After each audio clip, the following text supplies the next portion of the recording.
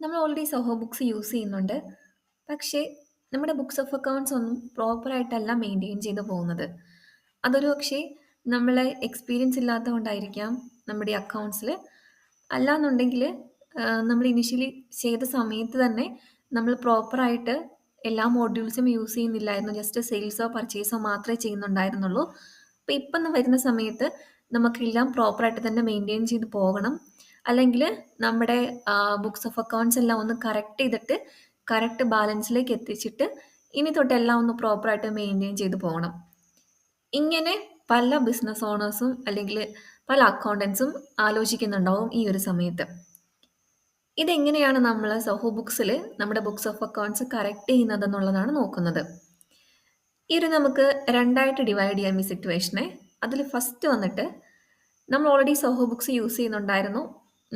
ഇന്നത്തെ ഒരു balance sheet അല്ലെങ്കിൽ ഫിനാൻഷ്യൽസ് എടുക്കുന്ന സമയത്ത് അതിൽ റിഫ്ലക്റ്റ് ചെയ്യുന്ന ബാലൻസ് ഒന്നും പ്രോപ്പർ അല്ല. അപ്പം നമുക്കതാണ് കറക്റ്റ് ചെയ്യേണ്ടത്. അപ്പോൾ കറക്റ്റ് ചെയ്യുന്നുണ്ടെങ്കിൽ ഒന്നുകിൽ നമുക്ക് എന്ത് ചെയ്യാം, ഇന്ന് തൊട്ട് കറക്റ്റ് ചെയ്യാം.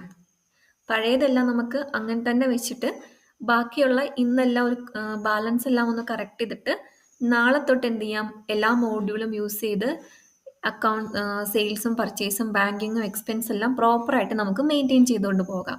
അതൊരു മെത്തേഡ്.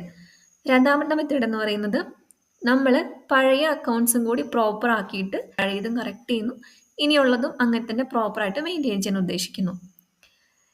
ഇത് തമ്മിലുള്ള ഡിഫറൻസ് എന്താണെന്ന് വെച്ചിട്ടുണ്ടെങ്കിൽ, നമ്മൾ ഓഡിറ്റിൻ്റെ സമയത്തും അതേപോലെ ഇന്ത്യയിലൊക്കെ ആണെങ്കിൽ നമുക്ക് GSTൻ്റെ ഓഡിറ്റ് ഉണ്ടാവും, അതേപോലെ ഇൻകം ടാക്സിൻ്റെ ഓഡിറ്റ് ഉണ്ടാവും.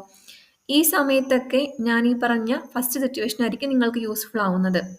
നമ്മൾ ഇനിഷ്യലി തൊട്ട് തന്നെ നമ്മുടെ ബുക്സ് ഓഫ് അക്കൗണ്ട്സ് പ്രോപ്പറായിട്ട് മെയിൻറ്റെയിൻ ചെയ്ത് കൊണ്ടുപോകുന്നതായിരിക്കും നല്ലത്. UAE ആണെങ്കിൽ ഇപ്പോൾ കോർപ്പറേറ്റ് ടാക്സ് ഒക്കെ വന്നിട്ടുണ്ട്. അതുകൊണ്ട് തന്നെ അവർക്ക് അവരുടെ ഫിനാൻഷ്യൽസ് കമ്പൽസറി ആയിട്ടും പ്രോപ്പറായിട്ട് കീപ്പ് ചെയ്യണം എന്നുള്ളത് എല്ലാ ബിസിനസ്സും ഇപ്പോൾ ലൈബിളാണ് അതിന്. ഈ ഒരു സിറ്റുവേഷനാണ് നമ്മൾ ഈ പ്രോപ്പറായിട്ട് നമ്മുടെ ബാക്കിലുള്ള അക്കൗണ്ട്സും മെയിൻറ്റെയിൻ ചെയ്ത് പോകണമെന്ന് ഞാൻ പറയാനുള്ള കാരണം.